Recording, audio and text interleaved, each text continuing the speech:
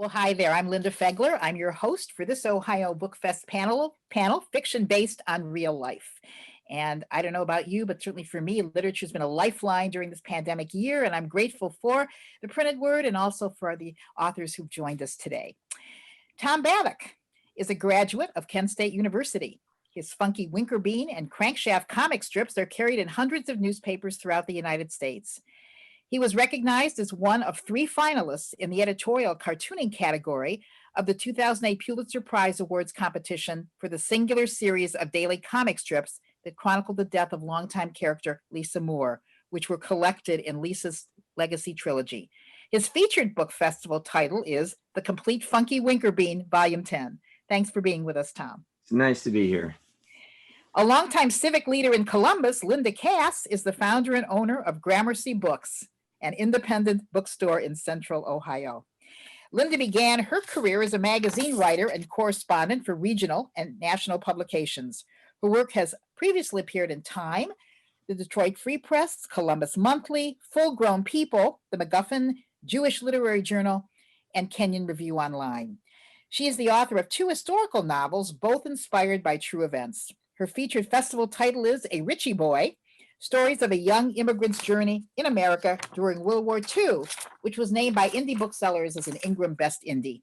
And last but not least, Tiffany McDaniel, who won the Ohioana Reader's Choice Award for her debut novel, The Summer That Melted Everything. She's a novelist, poet, and visual artist born and raised in Ohio, and Tiffany is at the book festival in support of her new novel, Betty. Thank you all for being with us today. Well, first of all, talk to us about your latest book and what sparked the idea for it. Tom, you want to start? Well, yeah, I'd gone to, my whole life up to going to Kent State University Press was spent in this room, in my studio, working, my drawing boards over there. When I went to the Kent State University Press with Lisa's story, they brought that out. And it did very well. And we started talking about other things, one of which was the Complete Funky Winkerbean. So we started bringing these out. We've been doing it. We're in our 10th year now. Volume 10 just came out, and it's collecting all of the funky work sequentially, which is nice. And it's a good thing to have. The Kent State Research Library is collecting my stuff. So I periodically box things and take them over. So it's nice to have this chronicle of the work that I've done. And volume 10 is just the newest one. Okay. Linda, how about you? Well, A Richie Boy it's actually a novel in stories, although it reads very chronologically. It is inspired by my own father, who was a Richie Boy. Richie Boys were military intelligence officers during World War II who were immigrants who understood the language and culture of the enemy. And as such, they were recruited into the US Army and fought for our country, returning to the theater of war. I knew my father served in this role, and it wasn't until I realized that there was a name for what he did that my curiosity was piqued, and I started to do a lot of research around it, and thus evolved the stories that comprise A Richie Boy. Okay. And Tiffany, how about you? Well, Betty is actually the first novel I ever wrote. That's not everything is my first published, but it took nearly 20 years to get a publisher to kind of take a chance on it. And the origin story for it was my mother had shared with me a family secret, and it kind of opened the door on decades of these secrets that this family kept hidden, and that led to me having interview sessions with her and then with the other living family members. And it was actually completed several years ago, and then, like I said, it took about 2 decades to get it published. But it's a book that I think has shared its story and everything I've written since. So I look at it as kind of the first and foremost thing I ever did. Okay. Well, the whole fiction based on real life genre, what captivates you about that? And Tom, let's start with you. And can you clue in our readers who may not know who Funky Winkerbean is? I can't imagine they don't, but could you talk a little bit about the origin of Funky Winkerbean and how it all began? Yeah, and that actually kind of walks us into the question, because I didn't fall into the work exactly, but I was teaching school in Elyria, Ohio. And I went into the Elyria Chronicle Telegram, And I took my sketchbook with me, and I wanted to get maybe possibly a job doing spot art or some kind of stuff for them like that. As the editor looked through my book, he saw that there was a bunch of sketches of kids in school.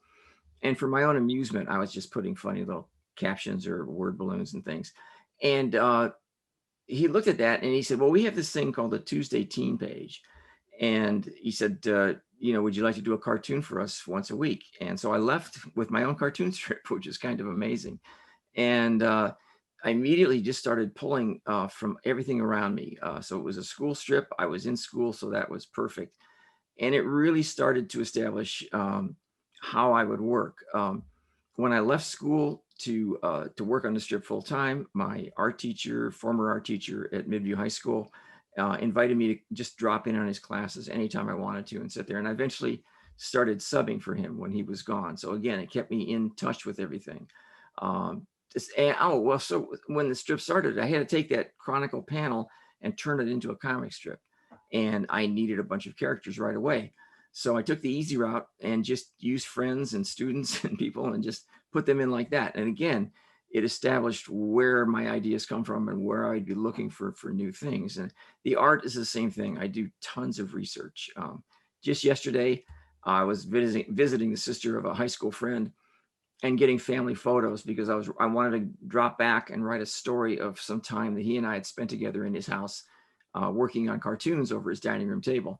And so I didn't think there'd be anything. I asked the question and I ended up with a lot of stuff, and it makes the work a lot flow better. When I'm grounded and I understand what I'm looking at, it works a lot better for me.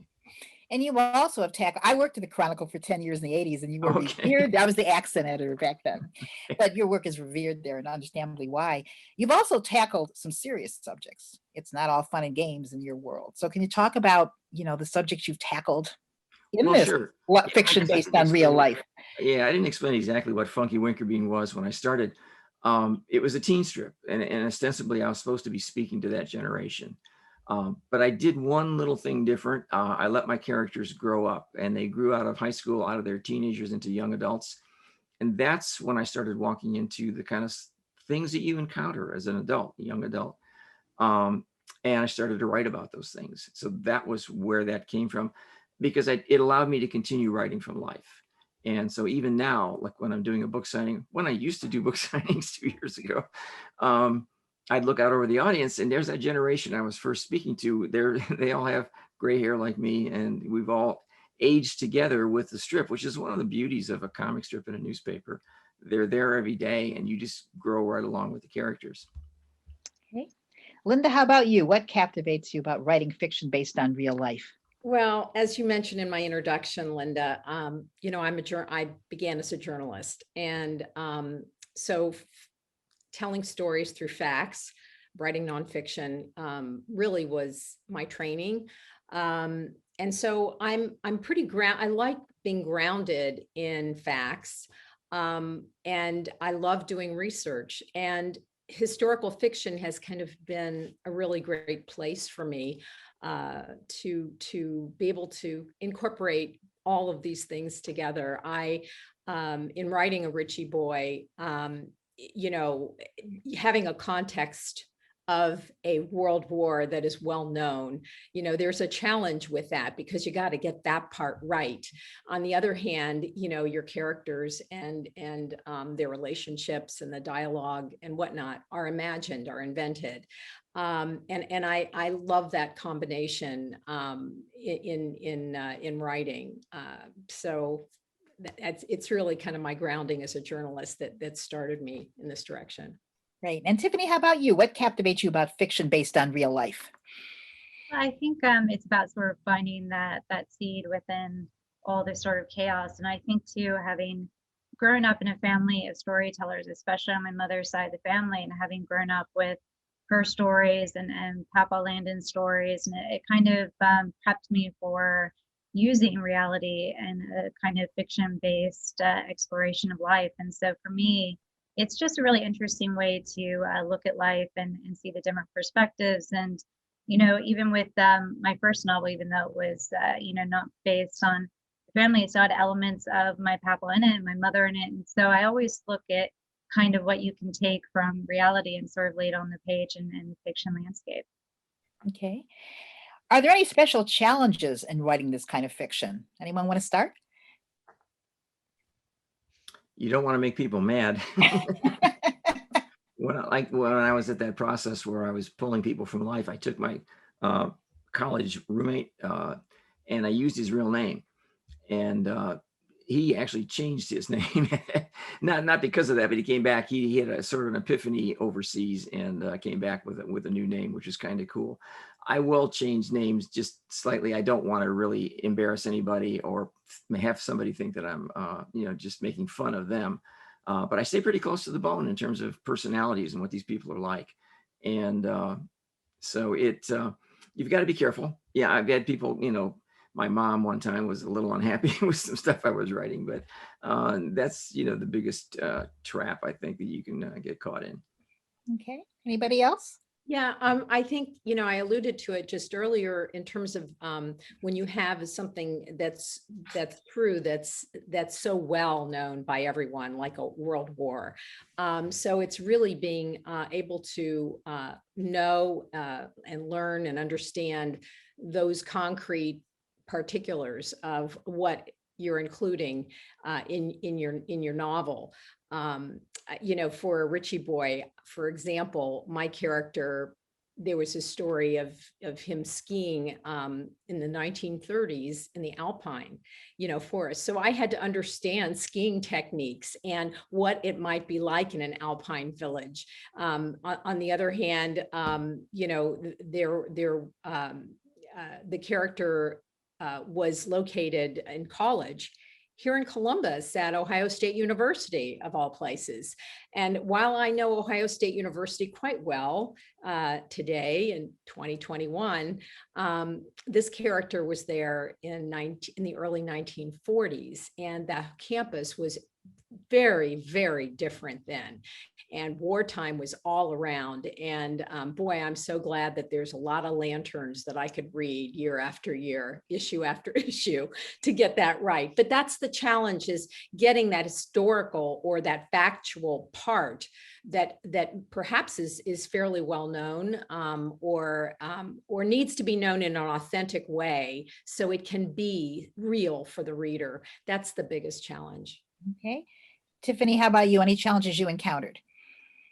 I think one of the challenges would have been in those interviews, I think, when, that very personal subject matter and very intense subject matter of what they experienced abuse-wise and the racism that they experienced. A challenge was kind of tucking away my personal emotions. And, I made a promise to myself early on, especially as I talked to the women in the family, that I wouldn't kind of break down and cry in front of them as they were sharing their stories of abuse with me and stuff. And so that was a challenge, hearing the things and those words that still today still haunt me of what I learned, especially I think about my mama's abuse and my aunts and stuff. And so I think that's a challenge when you're writing a real story where there is a lot of pain and trauma. You have to kind of learn to kind of look at the story on the page and kind of tuck away your own personal response and emotion to it.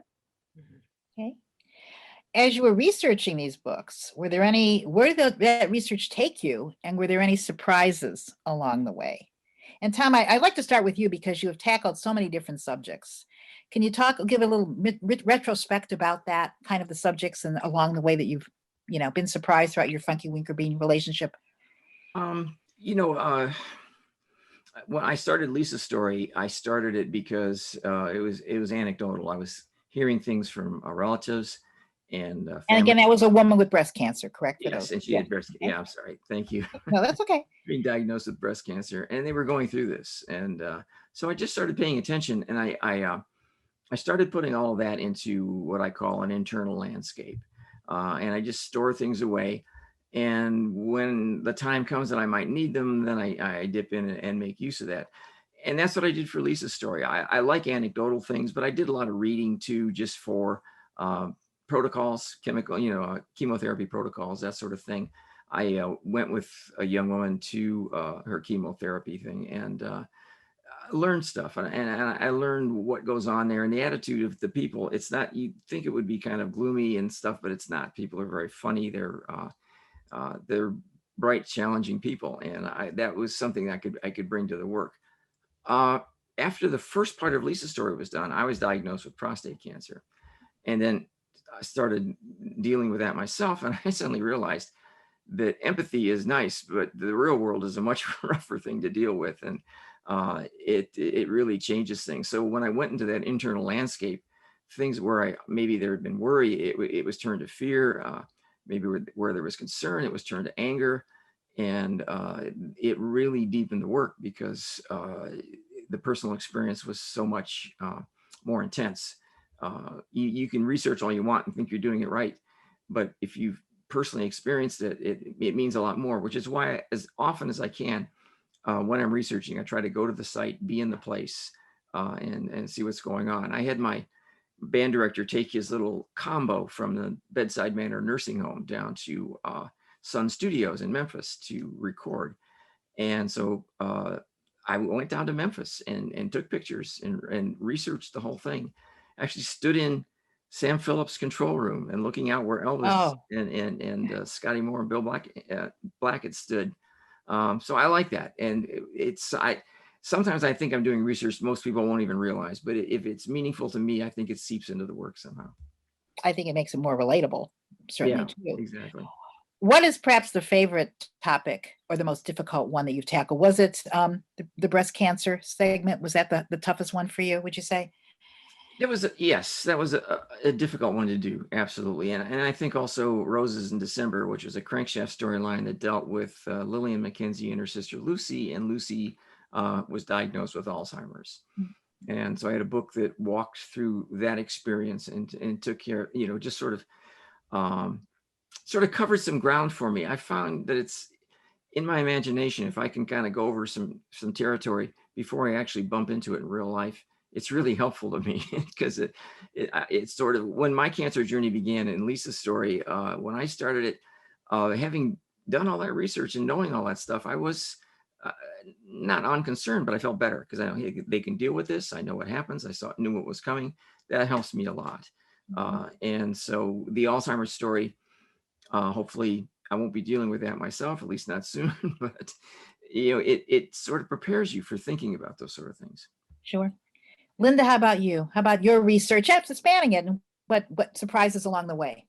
Well, Linda, the story itself is sort of a coming of age and it's a journey. So it's not all military and whatnot, but part of it is. And what was really surprising, I found a documentary that was about the Ritchie boys, and it focused on what was going on at this training camp, Camp Ritchie. That's how they got their name. Yeah, I was going to ask you how. Okay, yeah, Ritchie. I mean, so Okay. that was what I knew. My father was a Ritchie boy. Okay. And where was that camp again, Linda? Where was that? So the camp was located about 70 miles from Washington, D.C., and 17 miles from Hagerstown, Maryland.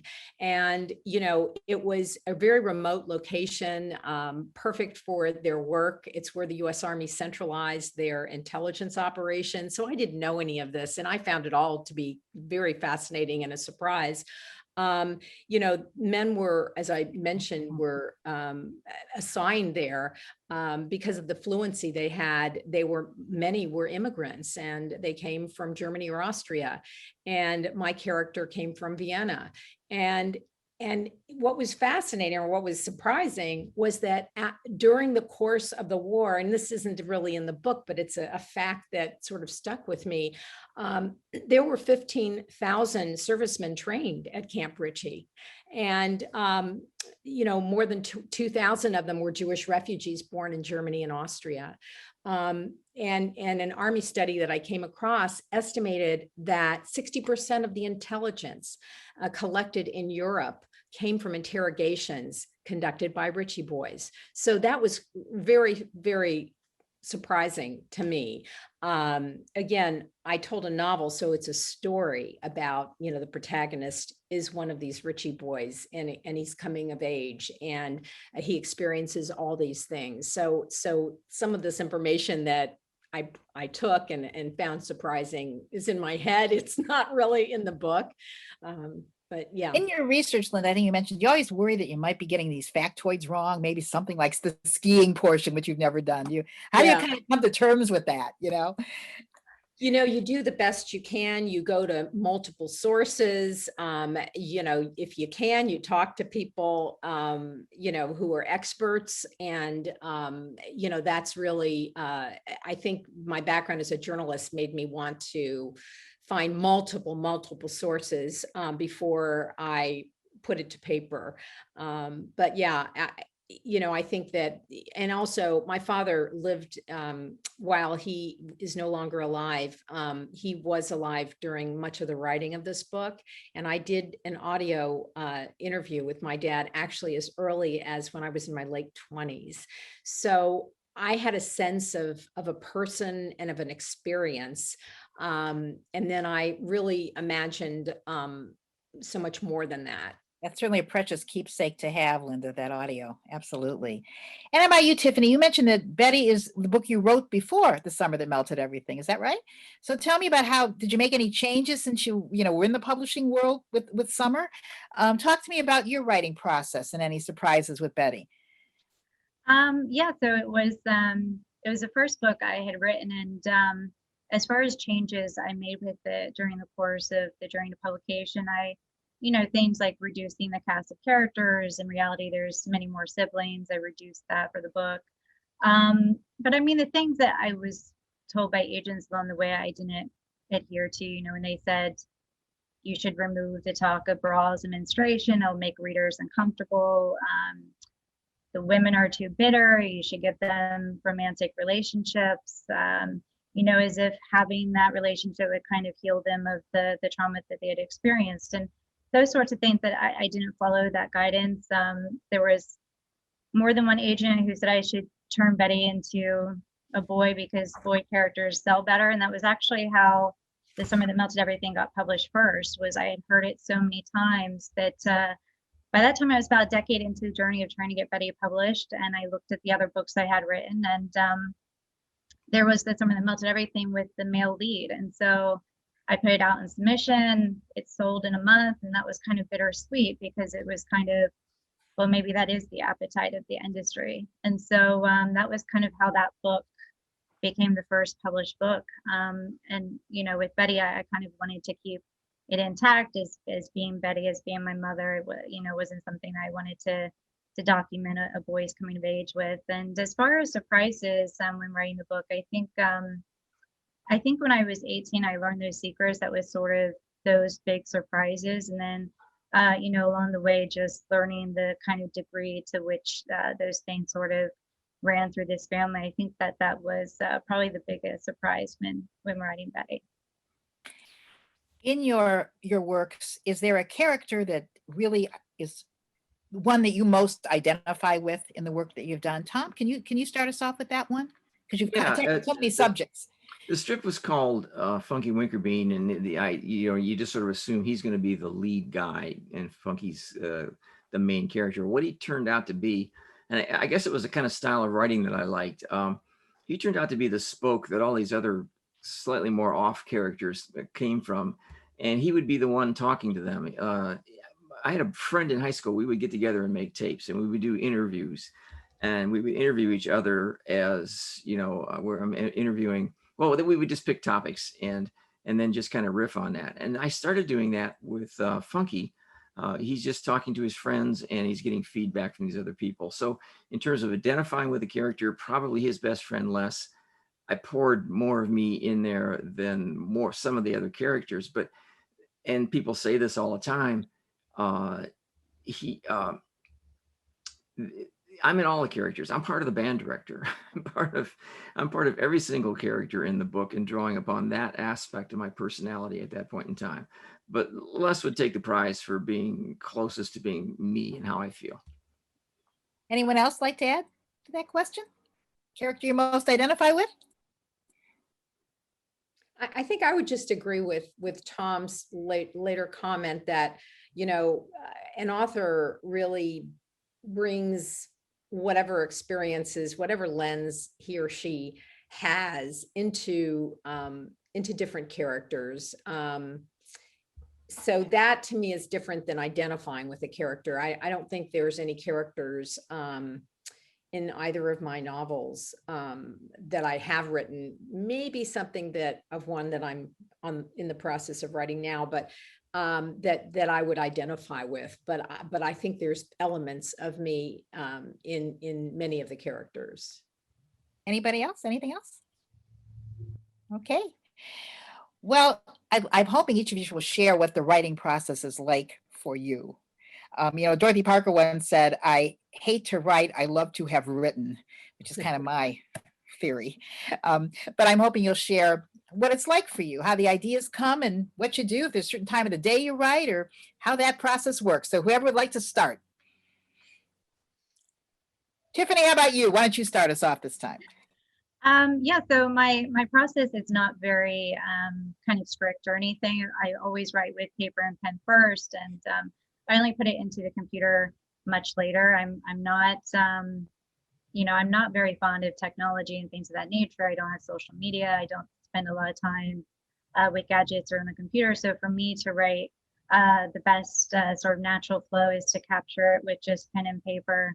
And I don't have a time of day that I have to write at it. I have, notebooks all around the house. So whenever something comes to me, I just write down the notebook. I do find that, being outdoors and being in nature and being in the garden, which is, a passion of mine with the plants and things of that nature, that is a very inspiring source for me. But I'm not very, I don't have a routine that I have to stick to or anything. It's just when something comes to me, I write it down in the notebook and I sort of move on. So that's sort of my process.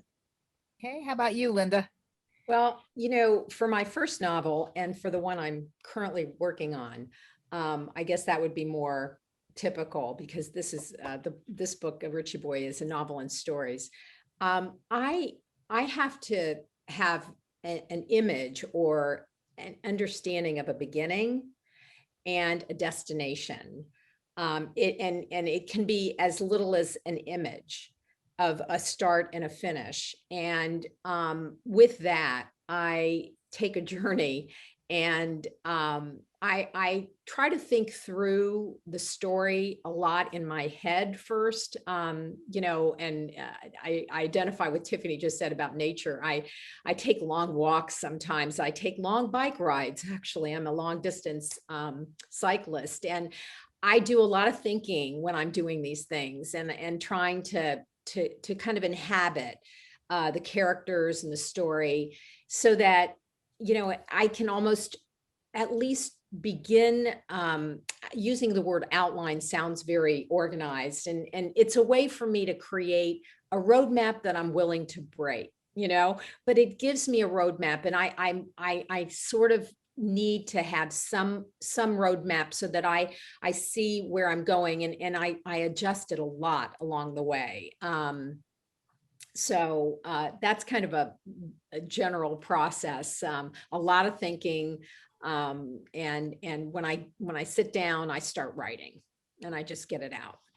Tom, how about you? When I first started out, it was very early on.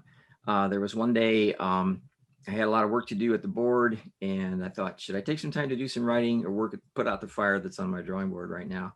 And I sat down to write, and I wrote something I really liked.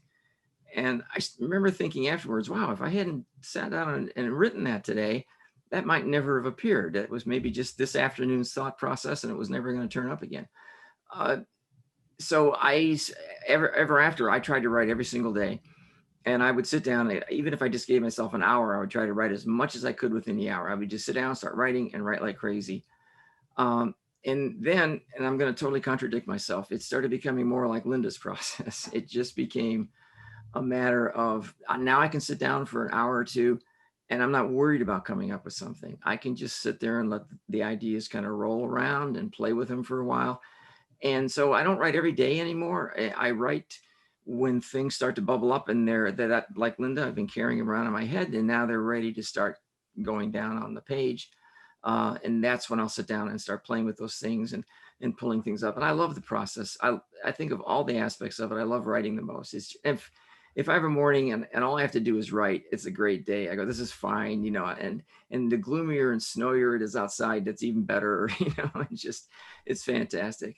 And again, it's sort of, when Linda was talking, it reminded me this winter, we had our first snowpack in a while because of climate change. And I was able to walk through the woods and the farm fields. And I just had some great fun, like she was talking about, just coming up with some ideas and just sort of living with them for a couple hours as you're hiking around and stuff like that. So it has changed. If somebody were to ask me, my advice, I would say write every day, because I think that's important to get in.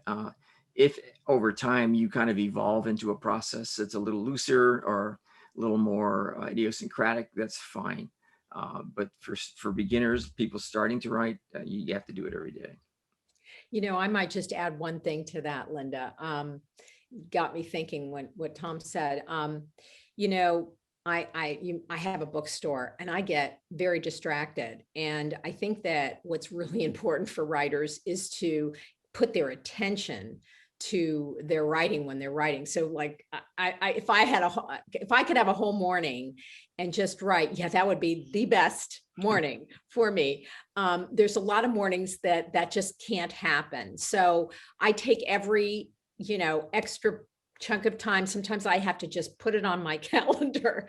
So I have these 2 hours, but a writer needs to not get distracted because your mind can go in a lot of different directions and you need that creative part of your mind to work and create. So, yeah. Do you ever suffer from writer's block? Is there such a thing? Have you ever had that? And if you haven't, that's great. If you have, is there any advice for getting over that? Anybody? The only time that's ever a problem is when somebody asks me about that.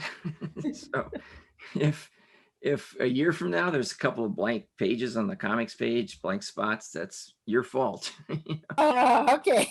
I don't think about that. It's just you're too busy. Doing comic strips, especially doing two, you're just too busy.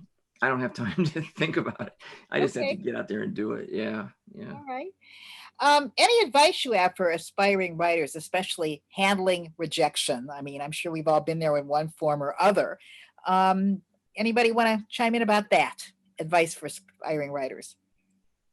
Tom, you want to start? Well, sure. I think it's based on your personality type. When I was teaching, I always worried that I taught art, junior high arts and crafts. And I always worried that I was going to ruin a student, a really talented student. And I might say something or do something that would discourage them and make them back off. And the other side was I didn't want to encourage somebody and give them false hopes in terms of things. Just keep it open, not to push somebody too hard. And it finally dawned on me, it doesn't matter. It's really what the person is like. So there are persons who take rejection really badly and it really bothers them.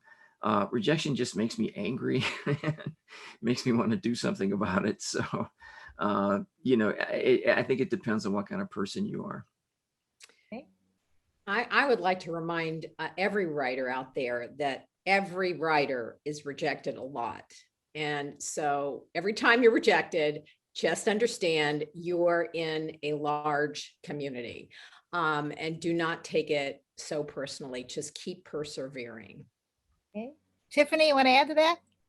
Yeah, I would say absolutely. You have to have determination and perseverance. And, I was told several times I'd never be published. It just was a different industry that I was writing in and writing for. And so if I had listened to those people and just given up, then I wouldn't be where I am now. But, writing is something I've wanted to do since I was a child. And so you have to stay true to those dreams and hopes, and you can't let one rejection ruin your path forward. You just, you learn from it, you look at your work, and then you put it in the rear view and you move forward with kind of going after your career. But if you give up, it'll be the biggest regret of your life. Well, we've all been at home during the pandemic. Can you all share some of the writing that you've from other authors that you have been reading and enjoy? Linda, you want to start? Sure. Boy, I read about a book a week. I think you got to do that when you have a bookstore. And some of these books are are not published yet because they're coming out in 4 months or more. But I will say some of the books that I've read that are out there. One of my favorite authors is Kass Ishiguro. He won the Nobel Prize for Literature in 2017. And most people remember him from The Remains of the Day, which came out like late 80s. Or Never Let Me Go. Those two were made into films, but he has a book out, just came out last month, called Clara and the Sun. And it's about Clara as the narrator, and Clara is an artificial friend.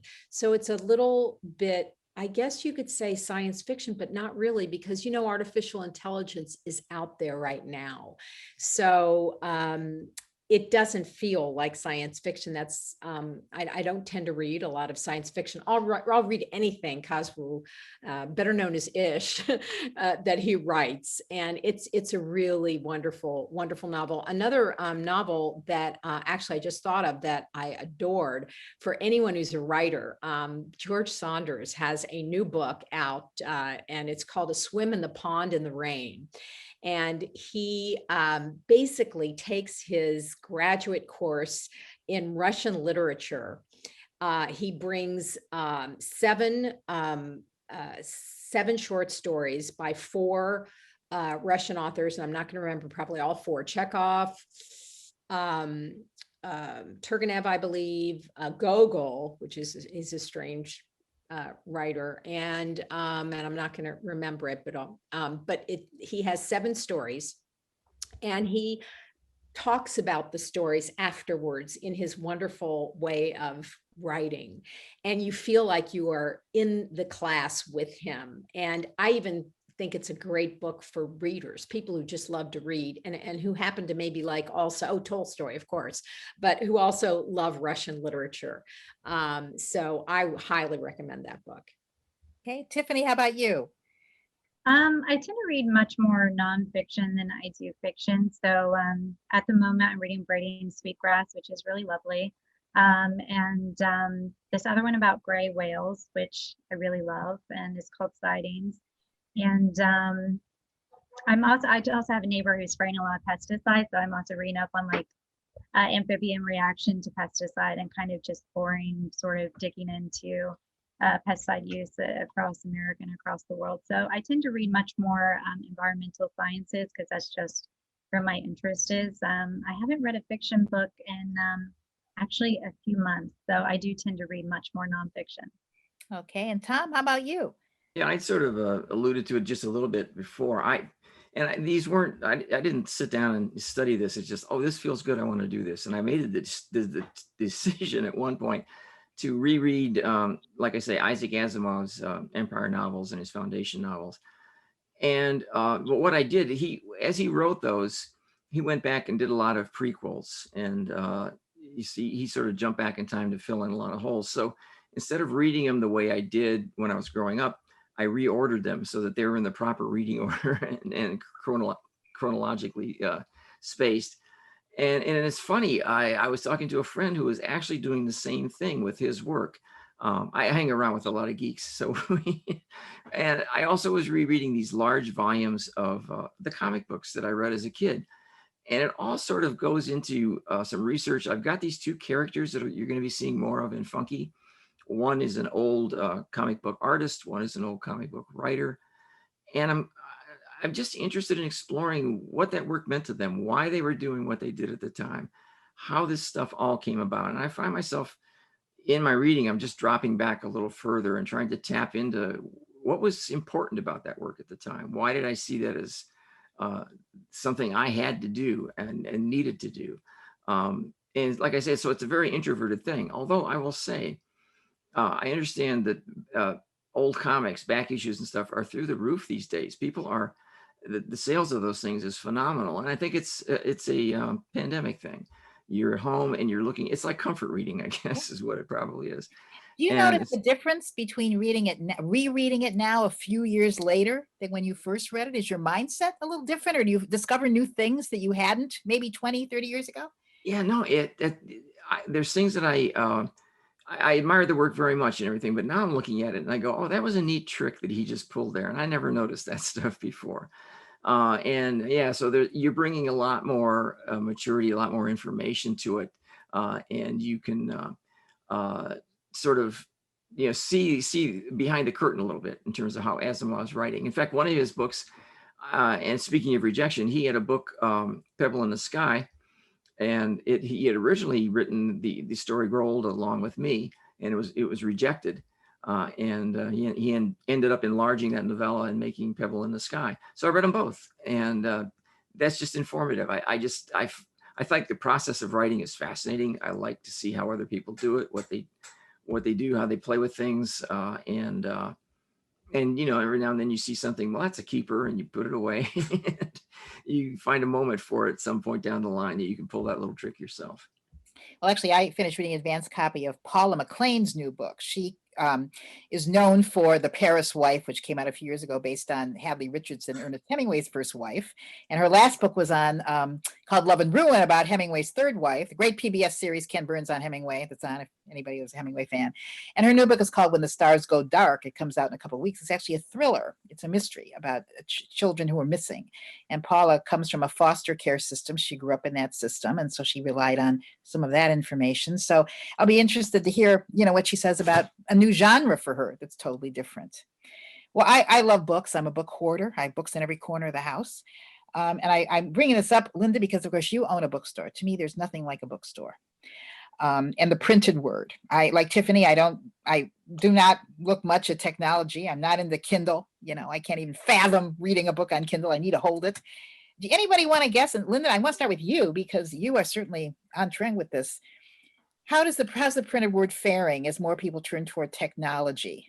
I used to take the bus to work every day, and in the winter, the driver, to see when it was dark when we would leave downtown Cleveland, he would sometimes turn the lights out. And of course, I'd have my book there, and the bus lights, the interior lights would go out, and there I'd be with my book and no light. And it's like Close Encounters of the Third Kind. You see all these glows around you from people with phones and Kindles.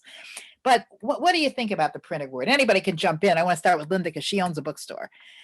Well, my anecdotal information or answer to your question is that people are reading more than ever. I mean, I think particularly during this pandemic, we have seen so many, people are just constantly asking about books, coming back, reading one author's work all the way through. There's a lot of, and certainly children's books, and that's where we begin. Everyone gets children's books for their children, for their grandchildren, and they read aloud, and they have the book, they hold the book.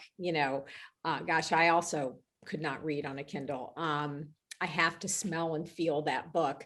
But I from the experience that I have, and a lot of my peers have, even though some of my peers in the book selling business nationwide have had a harder time during the pandemic. And some of it is based on where they're located and how bad the pandemic was in their area. So some had to be closed longer than we were.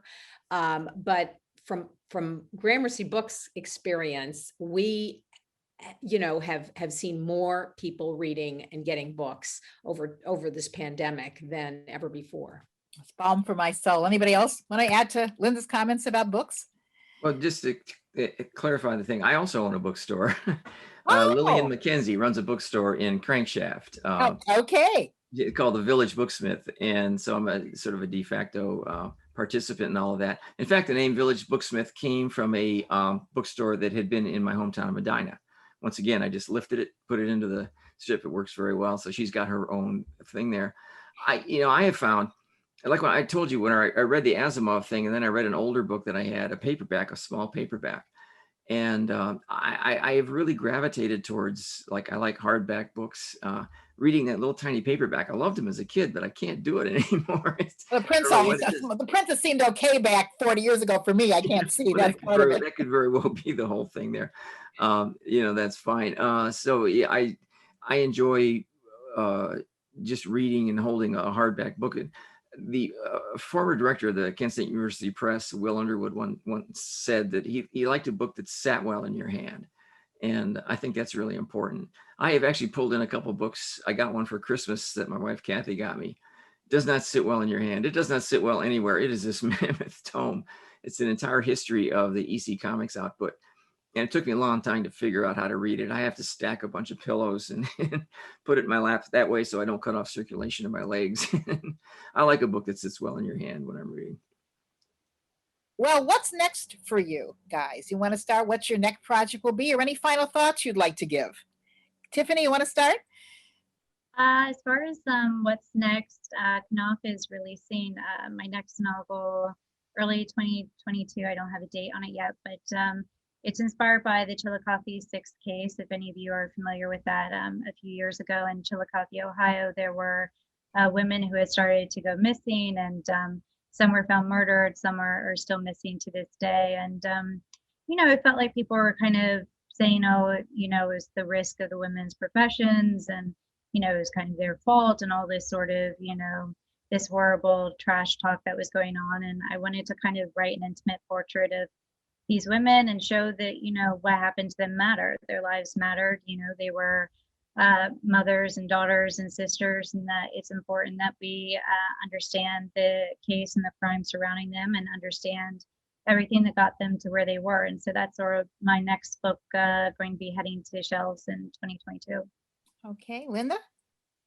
Well, I don't like to jinx things, and I'm only about 25% in. So I'm writing a fictional coming of age story of a known character, sort of, I guess, like you mentioned, the Paris wife as an example. So inhabiting a known character who's not alive anymore, I seem to gravitate to this time period of, you know, somewhere around a decade long or so.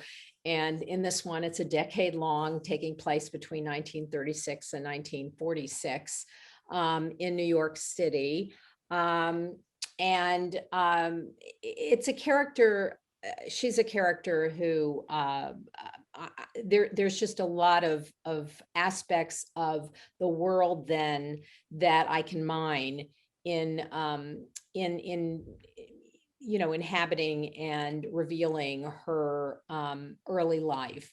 So that's all I'll say now. So it's, again, historical. Okay. Tom, how about you? Well, again, we just wrapped up volume 10 of the Complete Funky Winker Bean. So now I'm kind of looking forward to digging into 11 already. And part of what that involves is looking at the work and sort of taking notes about what was happening in my life at the time, what was going on while I was creating those strips. Each book has 3 years of strips. And it's sort of, the introduction kind of pulls back the curtain on the process a little bit, especially in the last book. I was talking about the artwork and my drawing board and the things that go into that, and how that affects the work, and how it changes things, and how things that happened in my life changed the artwork and affected the artwork. And so it's, I like that. So I'm starting to keep notes. I'm a huge note keeper. And when the time comes for the intro, I'll sit in front of my drawing board and spread the notes all over the place and start seeing what's there that I can pull into the strip. In fact, that's my process for writing, period. I have notepads in the bedroom, in my studio, in the exercise, by my treadmill, in the car, everywhere. And periodically I harvest all those notes.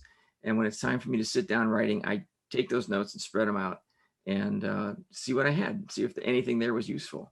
And occasionally you see that note that you can't understand at all. You have no idea what was that all about. Sometimes you can make out the words, but you don't know what it was supposed to mean. And that's always kind of a sinking feeling. And it's even worse if you put like 5 stars on it, because it was a marvelous idea. It was a real keeper. So yeah, so that's where I'm walking into volume 11 and just starting to do the prep work for that. Okay. You know, so much is being done virtually over these past, God knows how many months. Are you, as authors who do the lecture circuit, there's nothing like going to a bookstore and meeting the author and getting the book signed. Yes, you guys do probably plates and you put them in. But do you have any thoughts about, do you prefer virtual to, and I know going out on tour is tough. Any thoughts about what you prefer? Do you think this virtual communication, you certainly reach more people, but do you like that better? Are you looking forward to getting back and actually touching and shaking hands with people? Any thoughts about whether those kind of relationships in a bookstore or anywhere auditorium will come back? Linda, what about you? How about you with that? I certainly hope they'll come back. You know, I miss holding them. I miss the small, you know, connections we have together in a room, listening to a reading and having a conversation back and forth. Although both as an author and as a curator of author programming for the bookstore, I'm thrilled that we have this technology to be able to still connect and talk about books like this. And certainly I commend the Ohioana Library and the Book Festival for offering this in this difficult, challenging era we're in. I think that there's room for some level of hybrid for this down the road, for special, you know, programming that brings a lot of people in from different locations for a big topic. So I think we've learned some things, and so it's not all bad, but I do look forward to being in person. Okay, anybody else want to add to that? Well, I just say it was great in December, January, and February, which is, I love doing the virtual then. As spring is here, yeah, I'm getting, you know, you want to get out and visit someplace and talk to people. I mean, those are, as a cartoonist, you're a hermit. And so any opportunity to get out and see the world is a useful thing, because I pull things back from it. And especially in Crankshaft with Lillian and her bookstore, I'm writing a lot about those experiences going out. And now I find myself, I'm writing about her virtual experiences and how she's trying to work with all that. And, so it's a combo, but I think I enjoy the actual visit and the talk and the interplay with the people a lot more. Okay, Tiffany, any last thoughts? You want to wind us down? Yeah, my cat is. You might have seen him in the picture, but okay, my neighbor is decided to mow his lawn, which is, you know, right by me here. That's why I keep muting. So I hear you.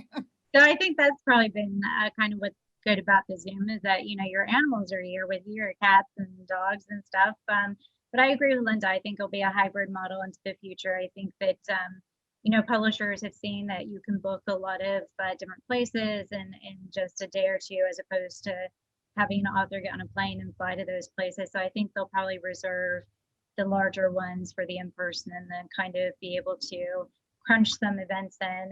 And I think the virtual has been good too, because, you know, you're able to get in international events and festivals of that nature.